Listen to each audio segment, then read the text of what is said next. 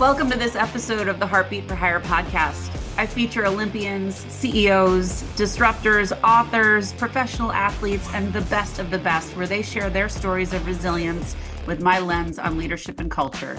Let's get started. Greetings and welcome to this episode of the Heartbeat for Hire podcast. I'm so excited to bring my guest to you today. Mara Dorne is a resilient mother and self-made millionaire, emerged from adversity to revolutionize her industry, creating a space for women's empowerment through savvy business acumen and servant leadership, something you know we love here at the Heartbeat for Hire podcast. Committed to philanthropy and leadership development, Mara connects like-minded female entrepreneurs, fostering a culture of support, collaboration, and shared success. Her entrepreneurial journey began out of the necessity to provide a better life for her family, something we are going to talk about. She faced many ups and downs, but pushed through to create a space where women's voices in a male-dominated industry could echo with authority and influence. Welcome to the show, my friend. Thank you. I'm super excited to be here. Thank you. Thank you. Thank you. It is a joy to have you. And I'm just excited for you to share your story. But first, how I start every show is I always ask, would you please share your story? I already know it, but the audience doesn't know you. So please. Yeah, I'm going to try to condense it so they don't get bored, but I'll just get bored. I'll give you a brief background. So my story starts 15 years ago. I just to kind of give you like a background of the background. I come from a single family home. I was raised by my mom in South Florida, Fort Lauderdale. And the way that I was brought up is my life was kind of written out for me. I was supposed to go to law school. That's just what I thought I was supposed to do. I didn't even know that there was a choice to go to college. So I did exactly like I was supposed to do. I went to college, I got higher education. I received a master's degree in both criminal justice and my undergraduate degree in criminal justice. And I thought that I was going to go to law school. That's really where I thought I was going. That was the trajectory of my life. And unfortunately, that's not what, we think what's going to happen is usually it did not pan out for me at all. So what ended up happening is the economy plummeted in 2008. And at that time, I was newly married. I had my first child.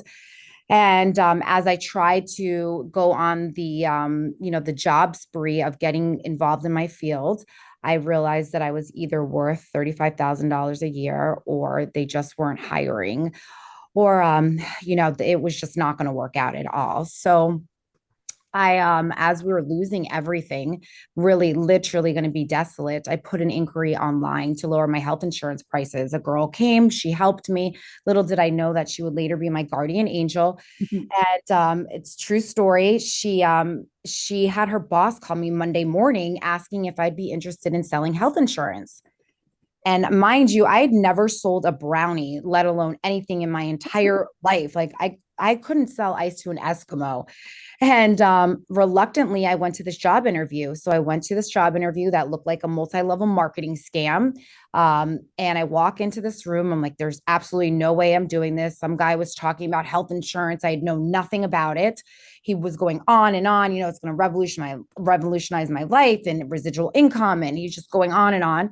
Finally, he stops. I bolt out of the room and he's like, well, what'd you think? I said, absolutely not. No way. My husband at the time had just lost all of our money in sales and I wasn't going to do it. And he talked a little bit longer, explained this concept called residual income. For whatever reason, I believed what he said, but I think the truth was I had nothing else going on in my life. That's the real truth. And I had no idea about the health insurance industry, zero. I didn't know what to expect. I think I maybe have known the name premium. That was it. I didn't know anything else. So I agreed to come on board, but I didn't know that it was commission only. I didn't know that it was male dominated. And I didn't know that I would be the youngest and hot. No, I was the youngest. I was the youngest agent to embark on this journey. So I started 15 years ago. I was probably one of the worst agents that could have ever been on this planet because I'd never sold anything. Yeah. And here I was, this young girl. I walk into a completely white, male-dominated business, like a good old boys club. Mm-hmm. And And there I was, like I was completely taken back because I'd never sold anything. There were so many trials and tribulations. I would say that getting into it, there was not one person that was like, "Oh yeah, Mara, you're going to do great with sales." I think Mm-mm. everybody, including my mom, was like, "You've never sold shit. Like, how are you going to do this?" And I have the mentality like it's going to work. So finally, 6 months into this, I'm making no money. I'm still going with it, still going strong. And I remember having this moment of this is it. Either I'm going to go big or I'm going to go home. And there's nothing in between. So at that time, the company only sold to a specific type of persons. So I went to my last appointment. And at that time, it was door to door. So I drove 45 minutes. I go to this appointment. Guy opens up the door, completely uninsurable. The wife comes behind him, even worse. And I walk away and I still don't sell anything, zero. And I remember calling my mentor, my boss at the time, and I said, I'm done. Like, I'm done. The leads suck. You suck. Everybody sucks. It's not me. It cannot be Mm-mm. me. Couldn't It's be. everybody else. And we went through, I remember her just taking, she was very calmly, she's like, let's go through this and let's really talk about it. And it was then that I realized not everybody sucked. It was me. And I knew that I wasn't fully bought in. I also knew that I had to make a choice. I really had, my back was up against the wall. Everything was, we were begging and borrowing from everybody we knew. And I made a choice that day that number one, my time was worth, I know we were talking about time. My time was worth a lot. I was worth a lot and I was going to bet on myself no matter what. Mhm. And within 6 months, I made a six-figure income at the age of 25. That's where it started. I worked my way all the way through being a door-to-door salesperson, worked my way all the way up. Here I am 15 years later. I stand as a senior regional sales leader over a predominantly male company still, but what I can say is that the trajectory has definitely changed. There's more females, there's different races, there's different religions. I'm the second person to ever eclipse $1 billion in sales. So yes, thank you, thank you, thank you.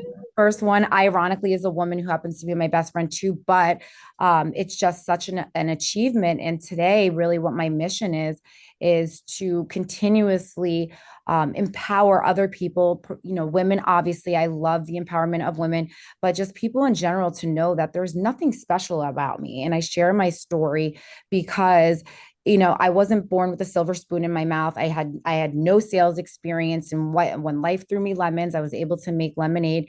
And it's about pushing forward and sacrifice. And today I've been remarried. I have a 16-year-old daughter. I have a 13-year-old son and a 6-year-old little boy.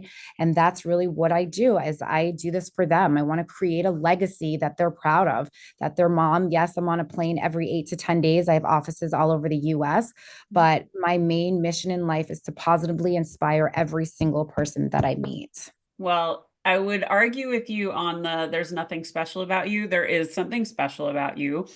And part of that is your drive, part of that is your grit. And one topic that I don't think we've ever really dug into on the show is the balance of motherhood and work. And I'd love to kind of go there with you because Yeah. I think that every parent, man or woman, or non-binary, will have the same sacrifices and the same moments that you're going to miss. And I was just reading a post from a good friend of mine who said he missed his daughter's, she lost her first tooth. And he was the first person on FaceTime so she could show it to him. And he just was like, I'm going to miss these things. And I said to him, she's not going to remember that. She's going to remember that you showed up at all the important times and you are going to beat yourself up about it. But talk a little bit about how you balance all of this work and this travel with your kids. How do you show up for your kids and how do they know that their mom is there for them? It's a really good question, and it's a controversial topic because I'm sure people will be very opinionated about what I'm going to say. But part of who I am is very authentic, and I want to be very honest and very raw and very real with your audience. But you know, at first, I struggled just like every parent with guilt Yeah. all the time. My kids were in daycare. I'd have to ask friends to watch my kids. And especially today, now, I'm on a plane every 8 to 10 days. Like, how can I really be an effective mom? Mhm. I've been questioned so many times. And number one, what I'm going to say is get rid of the guilt. Yeah. Because what my kids see, especially having a daughter, I want my daughter to see her mom. And when she looks at me, and anybody that knows me will tell you that I have a beautiful relationship with my daughter and all of my kids. I'm extremely close. I'm a full-time mom. I might not be there, but I promise I'm 100% present in their life. 100% of the time. I FaceTime them, I talk to them, I know the teachers, I know the friends, like you name it. But they also know that mommy's out there and she's busting her ass for us. And they're very, very, very proud. Before I even decided to travel, I went to them first and asked if it was okay. I got their permission. I would never do anything that, as far as like trying to be a detriment to their life. Mm. Number two, there was a time where I was a completely single parent, so I didn't have a choice. Yeah. So it was supporting them solely, and that is my sole mission. But there's and most parents go through this about being intentional. So the moments that I am there are very intentional, because let's face it, as mom, I was home with my kids a lot, but I can tell you that all the time I was not intentional. I would be sitting there, they'd be on the computer or whatever they were doing, playing video games. But I promise when I am there, it is very intentional. They know that mommy is fully present and they know that I love them. And when I can't be there, it's not because I don't want to be there. It's Yeah. because I really cannot be there. So I don't travel on Mondays for a reason, because I want to be sure I'm there at the beginning of the week to make sure that they get to school and all their meals are prepped. So I cook for them. That's just a big thing for me. I don't want them to Uber Eats anything. And I also So good. I try to make sure that I'm home by the weekend so I don't miss the games. Yeah. It's not always possible, but that's a big, big, big priority for me, is to make sure that these kids know that they come first, regardless of me traveling or not. So it's not an easy act, but it's something that I definitely do. And I don't feel guilty about it because it's for them. I think that's so important. And the guilt piece is just a massive, it's a mind fuck with every parent. Yeah. I mean, it's really hard to tell, certainly a lot of new parents that I know who are like, oh my God, like how they're exhausted, they have this child, they have all these commitments, Yeah. and you can't operate at the way you did pre-parent versus when you become a parent. You just can't. There's not enough time in the day, but you do your best and you give Yeah. yourself the grace that you need. I think it's just so important. So I know you are a big supporter of women and Huge. Yeah. encouraging women to get into, whatever their passion is. Can you talk a little bit about some of the advice you like to give to women who are maybe in your position earlier, where you were trying to figure out what to do or how to find your passion? What advice would you share? Yeah, it's so hard. For years, women, we have fought for gender equality, or we've been defined by our roles, right? Just being a mom or a homemaker or just a wife. But I would say, number one, get rid of that. You don't have to just Get be rid of just. anything. Yeah, get rid of the just. You can be a mom that goes to the gym. You can be a mom that travels. You can be a mom, wife, and person that goes to the gym. You can absolutely be whatever you want.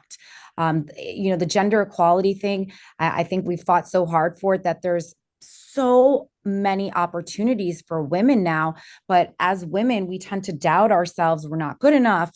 We don't have what it takes. But that's so not true. We have a superpower that many of us are not even aware that we have. And the superpower is the fact that we are relatable to women.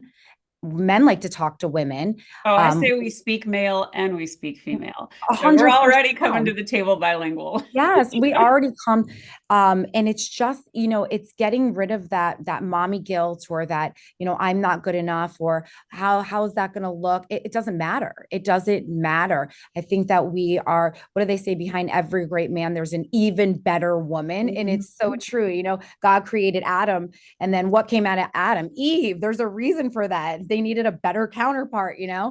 So I would say to any woman that is like, should I do it? Should I not do it? What does this want? Stop giving a shit about what the naysayers think. Stop. Get rid of all of this. Get rid of it. And number two, just do it, because the only person getting in the way of you is you. It's not anybody Mara, else. I love that you said that because I think, especially for people that are going to take a risk and try something new, whether it's entrepreneurship or a new job or going into a field that they never thought they could, people project their insecurity onto you. And Yeah. certainly, I felt that from my parents. When I wanted to leave corporate and go out on my own, they're like, couldn't you just do that as a side hustle? I mean, do Yeah. you really have to do this? And it was their fear that was telling me, not their disbelief that I could do it. It was just them projecting their own insecurities onto me. And I think you have to shut that out and surround yourself with people that really are there to support you. And True. I think being that example is really powerful. And I'd imagine in your space where it's still very male dominated, Yeah.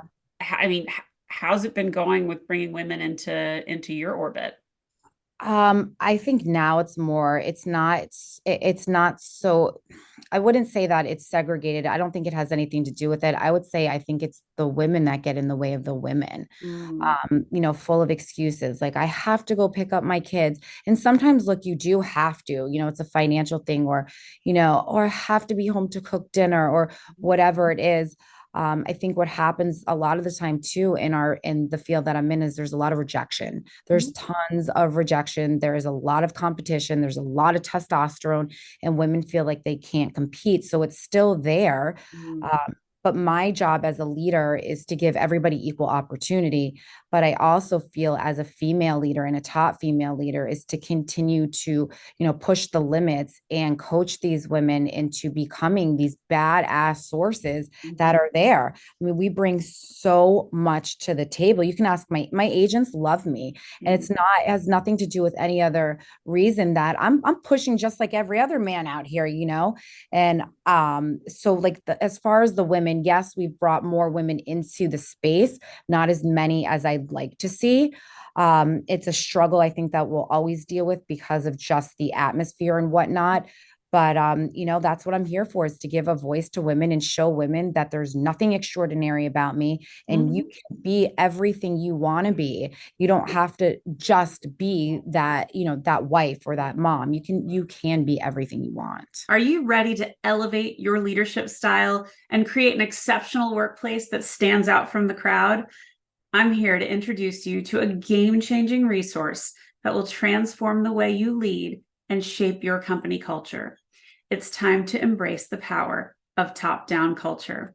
This practical guide empowers your leadership for lasting success, helping you create a workplace where everyone thrives. Get top-down culture today, and let's reshape the future of leadership together. Well, you said something that I love to say. So instead of saying the words I have to, I always say I get to. And it's such a powerful reframe when you look at your life that way. And the opportunities that are in front of us, you see it through a different lens when you say, I get to go pick up my kids, or I get to go and make them dinner. And, in this world of struggle where it's everywhere, that's just a great way to think differently. So, tell me what inspires you? My children. I know it sounds crazy. I am very family oriented. Somebody just asked me this. Funny, I did a reel on it. They asked me like the two most influential women in my life. And the most influential women in my life, number one is my mom. I hope that I can be half as great as her.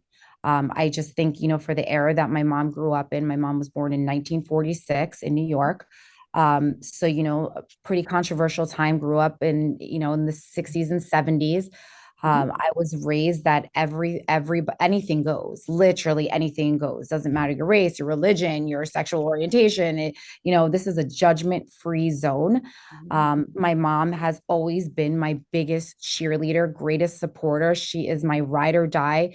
And I just think she's the most incredible human being. Everyone that meets her loves her. She is just so down to earth. And even at 77, this chick is in the gym still. She still looks really good. I always say she looks like Benjamin Button. She's aging backwards. She just inspires me to just be a better version of myself. And the other person is my daughter. Um, for some reason, I believe that children are placed with their parents for a reason. It's not a mistake that my daughter is my daughter. It It is, chose you. yeah, it's not a mistake. She is the better version of me. She is beautiful inside and out. She's righteous. She has every quality that I mean, I dreamt of her like when I was a little girl, I dreamt of her. Mhm. And here I have this amazing human being, and all I want to do is be better for her in every aspect of my life. That's why I talk about authenticity. Whether you like me or not, take me or leave me, what you see is what you get. But she just pushes me to that next level to be everything that I can be and more. Well, may all of the moms out there be spoken about the way you speak about your mom, because that was beautiful. And if I was your mom, I'd be super proud. So that's just, I love how you said that. What would you like your legacy to be? Oh, when the time comes, which I hope it never comes, I know. But when the legacy I want to leave behind is that I created a space for women, obviously a very safe space, a safe to push women to the next level, and that they know that they can do anything they want. But in addition to that, I want my children to be proud of me. I've worked so hard in my life for them, and I say this like with complete authenticity that they are the reason I breathe, they are the reason that I live, and I want them to know that their mom was a huge proponent of hard work. Nothing in life comes easy. You have to work for it.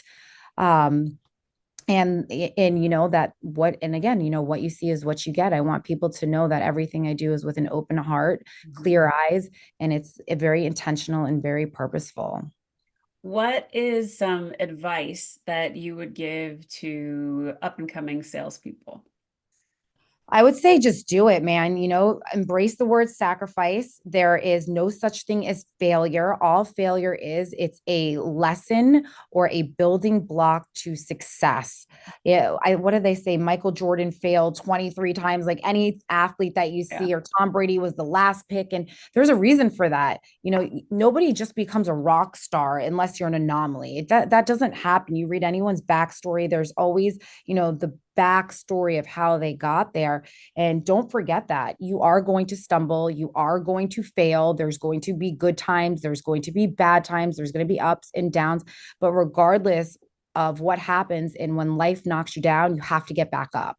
And Well, and that's there's a true testament of a leader, of someone that is successful. Yeah, there's beauty in the struggle for sure. And this entire show is stories of resilience. I mean, this is why I built the show. I wanted people to learn that you can come back from the worst, and really to understand what good leadership and good culture looks and feels like. So, talk just for a second about the role of culture in your company. And I know you are very upbeat and enthusiastic with your teams, but talk a little bit about the importance of culture and what role it's played. Yeah, I think culture is everything. I think it defines everything. I tell my agents this all the time. I'm not the hottest anymore. I'm not the smartest anymore. I'm not. But the one thing that you will get from me is my buy into people. And that comes from having a culture that people are bought into, a fun culture, a culture of servitude, a culture of gratitude, a culture where we're putting the we before the me. That's a huge thing. And without culture, what do they say? It defines people, it defines families. But more importantly, when you have a strong culture within an organization, that speaks volumes. You can run teams forever, because when you get the buy-in, what do people want to do? They want to run through Sure. walls for Yeah, you. That's what they that's want it. to do. That's what you're trying to create. And when people feel like you're not bought into them, they will not be bought into you. And that For sure. comes and it stems from having a culture of embracing, of taking the numbers out of it and looking at people for who they are, Yep. wrapping your arms around them, knowing their love language, knowing how people are motivated, knowing people's family members' names, their kids' Oh, names. All these things are so, bringing them into your home. that's how, I mean, that's how I built my culture. I didn't have any money to start with. So I'd bring them into my house and serve them and barbecue for them in my house. I still do it to this day. And that's all part of culture that I've tried to pass down to my leaders, that it starts really with wrapping your arms around people and making them feel included. Oh, I love everything you just said. This is what I teach, and meeting people where they are. Don't underestimate how important that is. Get to know your people and take notes. If someone tells you their partner's name, write it down or put it in your phone. So when you see them, you don't question who it is and call them the wrong name, because then you're a real jerk. So I agree 100%. what is next for Mara? So right now, I have been so blessed. Like since the last time we talked, I haven't even told you. So the last time I actually will be appearing on Dr. Phil tomorrow. It's so crazy. Yeah. I'm on Dr. Phil tomorrow. I have a book that's about to drop in June. So I'm Perfect Imperfections. I'm really excited about this. I spoke on a panel at RiseCon. So I got to speak on the same stage as Alex Rodriguez, Natasha Graziano. So super excited. And that's kind of where I'm going. I want to continue to inspire women and be in that space of constantly empowering not just women, but anybody. I really anybody. But that's what it looks like. I want to do this on an international level and continue to be there for my business, my kids, and positively inspire everybody that I meet. Oh my goodness. So congratulations on the book and on RiseCon and on Dr. Phil. How unbelievably exciting. I am just thrilled for you. How do people find you? One of my handles, really the biggest one for me right now, is Instagram. So if you go to @Mara Dorne, Mara, D is in door, ORN is Nancy E, you will find me there. Reach out, DM me. I'm open for questions, anything that you want, consulting, anything at all. Just want to chat. That's where you can find me. Excellent. Guys, I hope you enjoyed this episode of Heartbeat for Hire with Mara Dorne. Thank you for listening. If you liked what you heard, please subscribe to the YouTube channel or leave a 5-star review at Apple or Spotify. Take care of each other. Have a great day and lead with heart. Thanks for listening to this episode of Heartbeat for Hire. I hope you enjoyed what you heard. If you did, please subscribe to my YouTube channel or consider leaving a 5-star review and a great rating at Spotify or Apple. Thank you so much for your support. Have a great day.